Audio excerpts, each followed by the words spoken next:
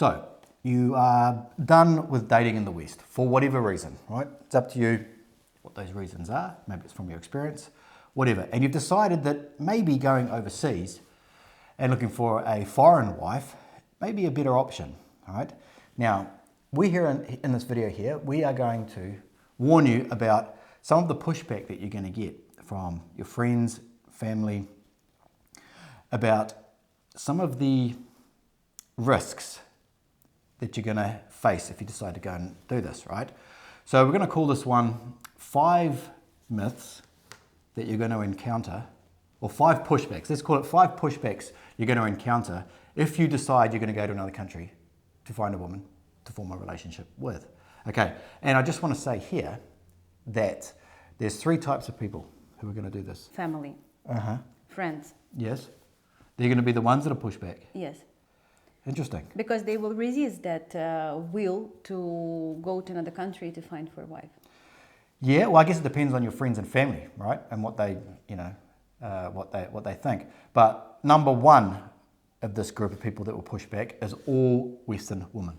Every single one of them. So the second one is it's going to be men who have limited knowledge about going overseas to find a foreign wife, right? And that's usually because they have only seen the horror stories of a woman that took a man, just was looking for a green card, went over there, and he went over there, he got married, whatever, and he just took whatever. There's horror stories all over the internet, and quite often it's associated with these so-called desperate guys looking for younger wives. So there's going to be that stigma as well. The third group is it's going to be men who want to do what you're doing, but they can't because they're married and they already have a wife, and maybe they're not happy with it. In their life in general. So they're jealous. But they're jealous, yeah, they're jealous. So those are the 3 people, these are the 3 types of people who are going to push back on you. It's better to probably describe it this way, because family is more generic, but I see it, like some families of our clients are very, very supportive, and some, because they love them so much, they just like feel that, oh, maybe they're going to be used there, or maybe something going to happen to them. But, so that's why they try to prove them wrong, that, it's a good idea. So we will talk about this. Yeah, it can be because, the people around you that really care about you, they actually really care about you, your close friends and family, they don't want you to get hurt, right? So they're going to do whatever they can to stop you from doing something that's you're going to get hurt, right? But I mean, you have risk no matter what you do, whether you're going after a relationship in the West or whether it's overseas, there's always going to be risks, okay? You need to understand what those are. But this video is about some of the pushback that you're going to get, right? So number 1, so people are going to say that you cannot find love in your own country. And this is actually pretty complex, and some of this is actually true, right? So it depends on what you are actually looking for, right? So you may not be able to find a woman that you can relate to in the West, right? So therefore, you can't find love in your own country. So what's happening here is that the blame is being put onto you as a man to say that you can't find what it is you're looking for in a relationship, whether it's the same values, similar goals in a relationship, similar direction in a relationship. And because you can't find that, there's something wrong with you. But from my point of view, coming from the West, it's not my problem, because I know that there are other options out there. So to be able to not find what it is that I'm looking for, or to have not found it, doesn't mean there's something necessarily wrong with me, right? It just means that you can't find it. And the reason that you can't find it can be for a raft of reasons. Maybe you live in a smaller area, right? And it's just difficult to meet people. People may argue and go, no, well, there's all these apps, social media and stuff like that. This doesn't make it better for most men. Maybe for men like in the top 10%, it makes it great for them. But for most men... And they don't use it. Yeah, for most men, it's not a good thing, right? So I don't know, I actually want to do a video about this in the future. So that's the first thing you're going to get, is people are going to say, well, you just can't find love in your own country because there's something wrong with you. Ignore this, right? So just explain to them that, what you're looking for is not in this culture. It doesn't fall in line with who I am and what my values are in a relationship. And I would rather go somewhere else. Definitely. So number 2, that she is a mail order bride. All right. So if anyone says this to you, just explain to them in the most basic terms that buying someone to have sex is illegal. Right? So if anyone is out there that actually still believes, or that believes that you can buy a beautiful young woman to come and live with you in another country, that's sex trafficking, and that is 100% illegal, and you will go to jail for a very long time, right? So just explain that to them, that is not what you are doing, right? So even to this day, it's still described as that, right? I was looking on the government website for the United States where they were discussing about human trafficking, right? And they were discussing that on this website, and they were saying that, you know, men go overseas to find mail order brides, and that they come back and then these mail order brides are stuck with them and that they can't leave. Like, this was information that was given out there. Now, this is sex trafficking. So, like, it's not the same thing as like kidnapping someone, selling them as a slave, keeping them in a basement. You know, it's so completely different. So, going overseas and finding a partner, falling in love with a woman overseas, there's nothing wrong with that. Now, matchmakers are all over the world. They're in the United States, everywhere. They're getting incredibly popular now, believe it or not. And if you were to use a matchmaker from another country, if you use one in your own country, well, no one says you sex trafficked a woman from New York to Miami, did you? If she decides to move there. So, but if it's from another country, a poorer country, I'll say that, it's different. It becomes a mail order bride, right? And so just try and put it in perspective for them that there's no such thing as that. There's matchmakers in all countries, right? You know, and yeah, it's a ridiculous thing. I don't want to spend too much time on it, but yeah, there's no such thing as that. It's something that you need to be very confident about that you're doing and be able to not argue with them, but be able to show them your position and explain it the way Striker described to you. It's kind of the same as like you're discussing, like you're maybe voting for different political parties or something like that. So it's kind of the same, and you know that people will always have different opinions, and again, it's fine. Like they can think whatever they want. And like from all the couples that we created over these years, I don't have anyone who would say, nah, this lady is still not good. Like as soon as they meet your lady, as soon as people are getting to know her and spend time with her, they absolutely like so happy for the guys that they met this person. And I know this firsthand because I saw it many times. And even recently when I've been at the wedding of our couple, you know, there was a friend who came to the wedding from another state. And at the beginning I saw that there was not coldness, like, but there was some kind of like a thin layer of ice, I would say, when they just enter. But then when Elena was like running around and she was like cooking for them, and it was not because she was doing that for them, it was just because of her personality. And like we were playing games, we was doing this and this, like at the end, like they live like a best friends. And like they was even telling me you know, about like how great that he met such kind of a woman. So, and it was completely sincere. So know that, you know, this first step you need to overcome, and then everything will be easier. What is number 3? Number 3 is the men that go overseas to look for a bride, they're looking to exploit women. And I actually found this one. This was on the website. What is exploit? Like take advantage of. So this was described in this way on this government website that was talking about sex trafficking. So the men that are going over to countries, I guess like Eastern Europe, Southeast Asia, Colombia, Mexico, whatever. They're looking to exploit the woman because the women are poor and vulnerable. And then I just added running around barefoot. So, for added humour.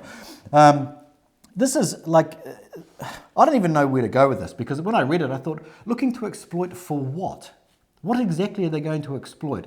Well, they're going to make her do the dishes and stuff. Okay, exploit for sex. Well, if they're in a loving relationship, what's wrong with having sex? Right? If she's younger than him, what's wrong with having sex? If she's poorer than him, what's wrong with having sex with each other, right? And so at the end of the day, it's like, what it also said on this website too, which was absolutely ridiculous, it said that something along the lines of that the woman will put up with abuse from the men because if they complain, they'll get deported back to their country. Well, then doesn't that make it sound like that she's the one exploiting the man? She left her country to come to another country just for what? To get out of her country? And she's afraid that if she resists his exploitation, she'll get sent back home? Well, who's exploiting who in this case? You know, it doesn't make any sense. I have a good example. Like, it's a couple that I created many years ago, and they have like quite an age gap, but like really like such a great couple because he was calling himself Peter Pan, like really really cool couple. Why? Because he's a young you need to spirit. explain. No, young spirit. Yeah. Anyway, so she got pregnant. And she said, Luba, it was so unusual, like compared to our countries, like because he was older than her, like not significant, I think like 15 years they have a difference, but still, you know, she's very like short, small, like blonde, and like maybe she looks even younger. But they were asking her, like when she was coming to the checkups for the baby, they was closing the door, they were saying, I'm sorry, you have to stay outside of the door. They were asking, like, is it okay? Like, is he not offending you? Is he not abusing you? And she's saying, no, everything is great. And they say, Wow. are you sure? Like, your here is like no cameras, nothing. You can tell us how it is. And so she was very surprised, you know, why? But why is that? But I think that this is like maybe on this website it was information, but actually in US they really care about ladies who are coming, and they always very like. Well, I mean that's what it's. Yeah, I mean that's a rabbit hole, isn't it? If they wanted to stop exploitation and sex trafficking, they would at least close their own borders, right? So, I mean, how much do they really care about it? But that's, I guess, that's a topic for some other day. But in terms of trying to not be lumped into that group, and I'm not saying that there aren't people that sex traffic and do all that sort of stuff, whether it's children, whether it's women, whether it's men. But it's not like what the matchmakers are doing. Yeah, but it's not what this is, right? So, and the way to explain it as well is that if you were using, say, us, and they said, oh, I don't know if it's a good idea, they just point them to our website. Say, well, this is Striker and Luba, and this is who they are, and have a look at this. So it's not like you're going, when you decide to go and do this. If you do decide to use a matchmaker, that you're going to go down some back alleyway and give someone a few $1,000s and then come back later and pick up your wife. It's not going to be like that, you know, but if you're going over there to do it yourself, I mean, if a guy decides that he's going to use our services, it's like solid. It's like, this is what I'm doing. I'm going on this date. I'm calling them. I'm going to pay them. I'm going to do this. It's a solid plan. If someone decides to go over to another country just by themselves, well, you're just going over to another country by yourself. I mean, the first time I traveled overseas, really, for a proper trip, I went to Croatia and I met a woman over there, and we ended up like living together in a hotel for like 2 weeks. Right? And I never thought, you know, we'll get married or anything like that. It was just a summer romance, as I say. But I mean, there'd be nothing wrong with me saying, hey, why don't you come to New Zealand and hang out? And she probably would. And then you might fall in love. And my parents wouldn't think that that was strange at all. They'd just think, okay, well, he met someone when he was overseas, right? Okay, let's continue. Of course, everybody say that over there it's just the gold diggers, scammers, and waiting for the green card girls. How many years more I would hear that? I think that green cards is not really the case anymore, but scammers and gold diggers for sure. And you know, sometimes I know that this is happening because the guys are telling these stories to their friends. Maybe before, maybe they put this little seed, because there's like two types of people. There are types of people who know just about scammers, gold diggers. I'm talking about now people not who are going to do that, but people who are just like, for example, married friend, right? So he either know about this like Love Me documentary, like this gold diggers, maybe he was curious about that, like scammers, oh, this girl scammed this guy, or this girl came to UK and she now live with this man who hosted her and he left her, like these kind of stories, or they know nothing. Like when I came this time to US and I was talking to one couple, the guy was looking at me like I'm a unicorn, like he was like, are you joking? Like, is it a proper business? Like, are you actually helping? He was shocked, like he was literally very, very surprised. So there's two types of people, and these people, like most likely you will meet somebody who will tell you like, oh, don't go there, don't do it, because there's just gold diggers and scammers. Is it true? Is it like, is there in a poor countries you can meet a scammer and a gold digger? Yeah. Definitely. But will it be the one that, like, if you do it properly, if you do it with the help of like professional matchmaker, the person who is responsible for that, the girl, the person who interviewed the girls, the person who match you with the right girl, not letting you meet somebody, or like at the, you know, how we call it, like forward girls, like the girl who just saw you sitting in the bar and jump on you there. Like, we're not doing that. In a worst case scenario, if you're talking to the lady, and like if you're using a matchmaker and you're talking to the lady, and like we always there to support, and something slightly happening, like she asked for something, maybe, you know, this is not happening, but maybe this is happening, that, you know, she asked for something, or she's like giving you some, you know, wrong signals.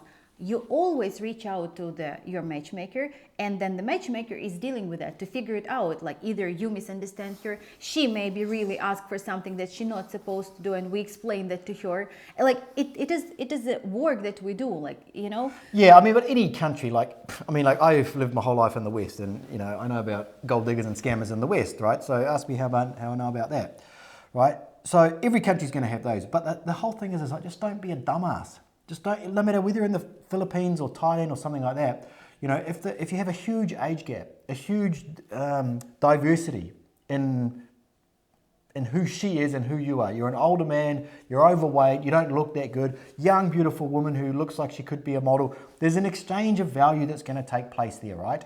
There has to be, right? So otherwise, what else is there? So she's going to expect something from you.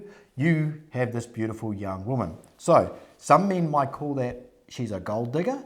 Some men may look at it and Win-win situation. And go, I'm more than happy with this situation. It's quite a good trade-off for me. I have plenty of money. She has plenty of beauty. Let's exchange, right? So, yeah. And so the whole green card thing is ridiculous anyway. And maybe in the 90s, sure, like that was maybe a thing. But now it's like I hate to break it to you guys, but you can see what America is like on the news, and you can see all this derelict stuff that's happening in many cities. I'm not saying American is bad or anything like that. I'm just saying it's not this Hollywood glitz and glamour like it used to be. You know, and also a lot of guys calling us like, and before the war started in Ukraine, like a lot of guys were just saying like, I want to relocate. I don't want to raise my children in US. Like I don't want to live there. I want to live in Europe or in Ukraine. So I don't know what will be the next trend, like in a year or two. And we do have people who are thinking about moving to Italy, for example, and get property there. Why not? So it's much more affordable if you are retired. It's much more like accessible to everything. So gold diggers and scammers are coming like because the guy, it's like you raising them, like guys who are doing the letter writing or do this like video, like these chats and stuff. You are the ones who are raising them, who give them that food to grow, you know, like a virus. Like that is what is happening. The lady who is really willing to speak with you, to correspond with you, to exchange messages, to do the video calls, to like do all this stuff, like it's too much effort. Like scammers don't do that. Like they like it fast, they like it quick, they like it very easy. And like when there's some work, they understand that there are so many other guys who can easily do what they want that they will not spend their time on that. Of course, like when like with correspondence, because you know that I've been doing that and I'm not like ashamed by that, even though of course, I mean, it's not best part of me, but at least it gave me this experience. You know, when you quote somebody on correspondence, of course you want to keep it as long as possible because you get paid for each letter. So just keep it in mind. And like if you don't know what I'm talking about, and like maybe for you it's now a big shock, just you know, send us an email or join our Telegram and like message there. I will explain you, because like sometimes I see that the guys are the one who like raising these viruses of a scam and gold digger girls. Well, and that's a very good point, and it actually segues into our next point very, very well, is that we always say, oh, they are gold diggers and scammers. If there was no one to scam or there was no one to dig the gold from, they would leave pretty fast, right? So we're very fast to blame gold diggers.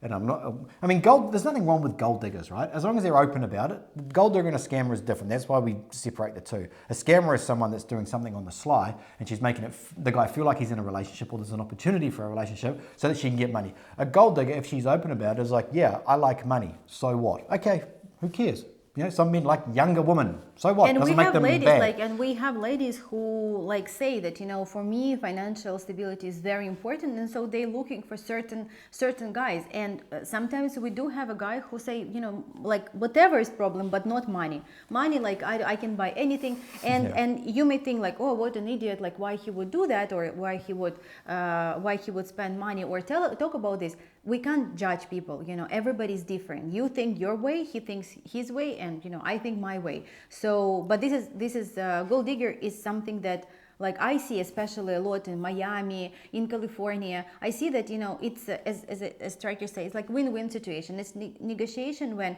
yes, he's older, yes, he has a lot of money, she's younger, she enjoyed it, and they are happy together. They truly happy because both of them got what they want. Yeah. So, so what I was saying was just that, it's like there can't be scammers without people to be scammed. So stop doing dumb shit, okay? And it's a lot of information online that'll stop you from getting scammed, but sometimes we're thinking with the wrong part of our body. So the next one is that the only guys that go over to other countries are old, desperate guys looking for 22-year-old girlfriends.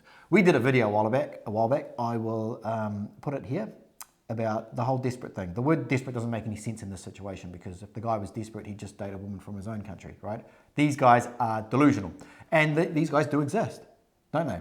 And they're attracted by this letter writing, and this industry, especially in Ukraine, I don't know much about other countries, but in Ukraine, there's an industry that has been created and marketed to attract guys and to lead them to believe that they can achieve a 20-year-old girlfriend when they are 60 years old. They're supposed to be attracted to that because they're being scammed by the industry, and they make a shit ton of money from this industry. Just like, you know, you might see ads online that come up on your phone or whatever for like online gambling, and it shows someone like winning. That person, that's not real. That's to make you sign up to do online gambling so they can take your money. You're literally being scammed, right? So it's the same thing. So if one of your friends or something went online and said, you know, I want to find a Ukrainian wife, what are the bad things that can happen? Whatever. Maybe they ask ChatGPT. Whatever it is, all the bad stories will come up. Like, you're not going to see photos of our clients, are you? You're not going to be a story about Lubu who went to the wedding the other week of one of our clients. You're not going to see this because the outliers, the ones on the way on the outside, those are the ones that get written stories about. No one's going to write a story about a man that went over to Thailand that fell in love with a woman and now they have some kids and they just live a normal life in a house. It's not interesting. Nobody gives a shit about that. People want to hear about the guy that got scammed out of $500,000 from some lady. Or, I mean, a typical one is this Netflix documentary. Well, thinking of two. The one about Love Me with four guys that, you know, I mean, they portray these four guys as terrible, right? And they meet scammers, basically. And so otherwise it wouldn't be interesting. So everyone thinks that's normal. But that's, I mean, it's not normal for us, but in the industry, I mean, they do persuade guys to come in and, hey, date these young women, and you never know what happens. Well, we know what's going to happen. They're going to get scammed. Because, like I saw it on my own eyes. Like, so how I see that when it, like the mail order brides, whatever, like this catalog started, like there was an American dream. So yes, the age gap was like accepted because the lady really like was dreaming about the United States. But even then, like the age gap was not as significant. Then when the guys started coming to these big events and then start to do the letter writing, so the letter writing was done by automatic introduction letters. So, and there was just like, it was thrown to everybody. The guys who were and the lady doesn't even know like who these letters were sent to. And of course, when the guy was getting letter from 22 years old, like let's say he's 50, and from a 40 years old woman, like you have to be pretty, I don't know, sober guy and pretty like have a strong power will to be able to choose 40 over 22. And then what I saw, even at the big event, at the social events, when the guy were coming and he was like very like focused on finding a lady closer to his age, but these girls were literally like just, hey, like, you know, this, like they was on him, and this guy was like, I mean, if he's a healthy man, he can't resist that, like that's all. And I even remember when I was working with some guys and like he was showing me the girl and I was looking at her and I understood that she's like maybe 19, maybe, you know, and like 20, and he was saying, go get her age. Like maybe I said like, it's like, no. And he said, go get. And I was asking her and she said, how much they say? What age should they say? And I'm like, what do you mean? She said, just like I just like, so he will talk to me, you know, or age doesn't matter, or, you know, like all these phrases that are very, very attractive for the man to hear. Like if the lady say to a man, it doesn't matter, like you look much younger than your age doesn't matter, the emotions and love is the most important. Isn't it all you want to hear? It's exactly what you want to hear, and that's how it's happening. So on our opinion, you know, like older guys, again, your friends and family or this female can blame you on that and say, you old. Like our clients now starting from 27, you know, so it's not like the older guy are doing that. It's everybody doing that who wants something different than, you know, in the West. And we, like, I personally, I know that maybe somebody will disagree and maybe even you, like, I don't want to think that all the ladies in the West are bad or something. I do see this like horrible feminism, like, and horrible attitude to a man, like even like in US when we have this meetup with the guys, and like I just been there like 2.5 weeks and I interact with a lot of people, and when even the guy with whom I was on a plane, you know, when he was telling me like that is a shame, and like this is really like for me it's very sad what's happening. But I'm sure that there are still like ladies who support traditional relationship, and for us in our company it's not so much about finding lady overseas, it's just to find you somebody who supports traditional relationship and family values. That's all. Like that's all what we are doing. Yeah, basically. like I know we sort of talk about Western women and that sort of thing, and of course they're not all going to be exactly the same, right? We understand that, but for the most part, like why would you go out fishing into a lake when only 10% of the fish are decent enough to catch? wouldn't you be better to go to the lake that's over, where 90% of the fish are better to catch or that you can eat? You know what I mean? Does that make sense? You guys know what I mean? So, I mean, it's a numbers game. So, anyway, it depends on where you stand as well. Like who do you like? Like, what do you like? Asian women? Do you like women from South America? Do you like Eastern European women? It's entirely up to you. The information that we're saying here is stuff that we've come across along the way. We are matchmakers, obviously, but even if you were not using a matchmaker and you were going to Thailand or something like that, these things are still going to apply because the stigma is all over the world, especially when it comes to poorer countries. Men from rich countries going over to poor countries to find poor women, you're always going to get the stigma around it, right? So. And the last thing I want to say about when I was at this matchmaking conference, there was a lot of matchmakers, and we were talking, and they were like very surprised, and were saying like, really? So you have business, the guys from the West coming to your country or to Europe to find? I said yes, like, and it's not an exception. And they say, but why? Like some of these matchmakers, they can't understand. They were asking like why the guys are doing that. And when I was explaining that the guy is looking for a traditional relationship, let's say I don't want to go into deep, they were saying, definitely no. Like, no, we have like alpha ladies, you know, here in New York, or like the lady, like you can't open the door for her. She wants to pay for her. Also important to pay for the meal. And I was saying like, that's the thing. And then another girl was saying like, you know, I'm from the South, and she said, you know, it's still applicable. Like we still have ladies who are looking for this traditional relationship. So that was interesting for me. So that means that, you know, these ladies exist there as well. But as you say, just guys thinking, why would I try to find it if I can easily find it? Yeah. So anyway, I want to just put a conclusion in here at the end of this, okay? So this is what I want you to really think about. If this is something that you want to go and do, I'm going to do two parts here. One is, if I was to ask you, in 5 years' time, would you have gone and done it? And if the answer is yes, my response to that would be, well, why don't you just do it now? Yeah. Right? Because a lot of guys, they sit on the fence about, yeah, I'll do it next year. Oh, hang on, I've got to wait for the economy. I've got to wait for this, I've got to wait for that. So the thing is, if you can picture yourself having done it in 5 years, what's the other 4 years in between now, this year, and those years going to be? You should just go and do it, regardless of what anybody is saying, right? If you think that if the thing that's holding you back is you don't know how to do this because of how people are going to think, don't worry about it, because at some point in time, you're all going to be dead, and no one's going to give a shit, right? No one's going to care. Well, look at this, for example, okay? Remember when the Queen died? Everyone cared. When did she die? No one knows, right? And that's the Queen. It's Queen of your country. Nobody even cares that the Queen died anymore.